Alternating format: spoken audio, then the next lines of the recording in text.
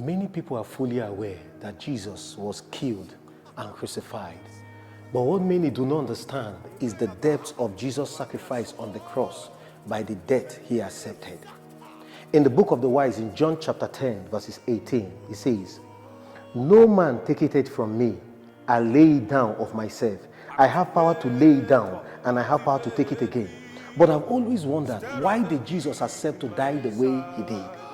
Why did he not die a more simple death? Why couldn't he be just stabbed or slaughtered? Why did he have to die the way he did? The death of Jesus is in 7 layers. The torture and the death is in 7 layers. And I keep wondering, this is it, child of God. When Jesus left heaven and came on earth to die for you and I, he came to give us the complete package. The mind of Jesus is not just for our salvation alone, but the complete package, the prosperity, the healing, the deliverance, and every other thing you would need to reign as a king and a queen that you are on earth. So the death captured everything that you need for life and godliness. But my emphasis today is to show us the depth of Jesus' sacrifice upon the cross. We knew he died. We knew he was killed. We knew that there was a setup, there was a conspiracy against him that made the Jews to hand him over to the Roman government, and he was killed. But what we don't know is the depth of it. Many of us have read in the scriptures how that he was scourged. Child of God, I want to give us a little picture of what scourging is.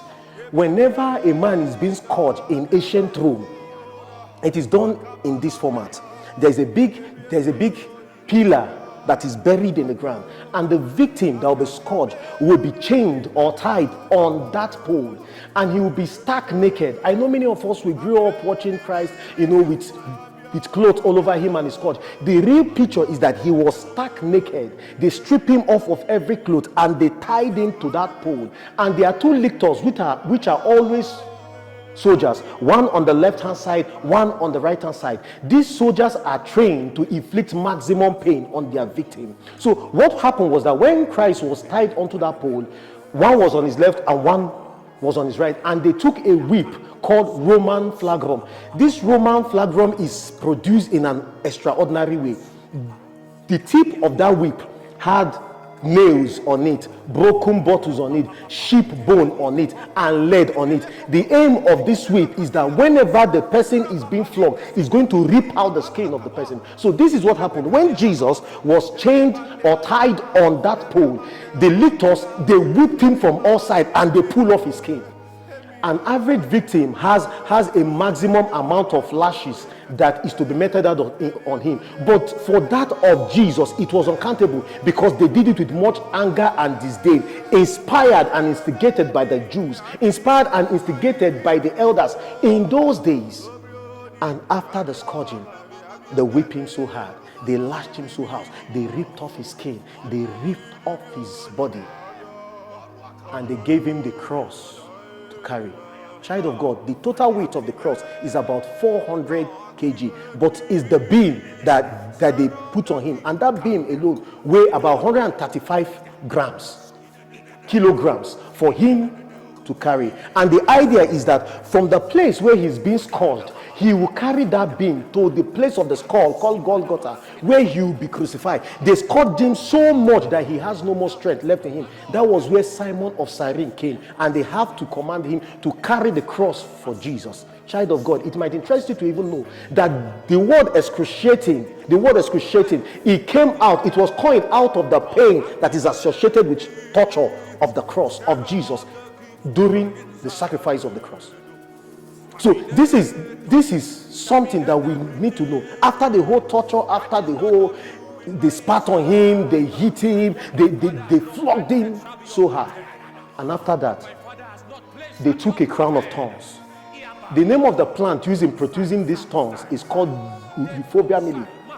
It's toxic and poisonous in nature. The aim of it is this: when the thorns is put upon somebody, it has the potency to cause infection on the head of that person. So what happened is that they knitted these thorns and they put it on the head of Christ, and they took a reed. A reed is like a staff, and they hit it on the head of Jesus while the thorns is upon him.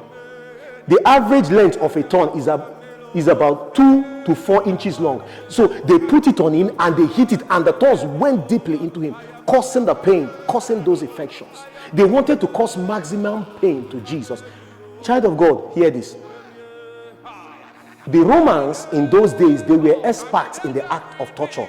Everything they did on Jesus was for a purpose. Physically, it has its significance. Spiritually, it also has its own significance. And after that, after putting the thorns on him, they slapped him, they mocked him, and they put the purple robe upon him and say, prophesy, disdain him, mocked and insulted, slapped by the same people that he created.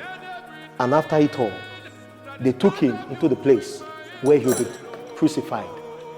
And he was laid on the cross, and a nail as long as this was put upon him, one on his right hand, another one on his left hand, and the other one on his feet.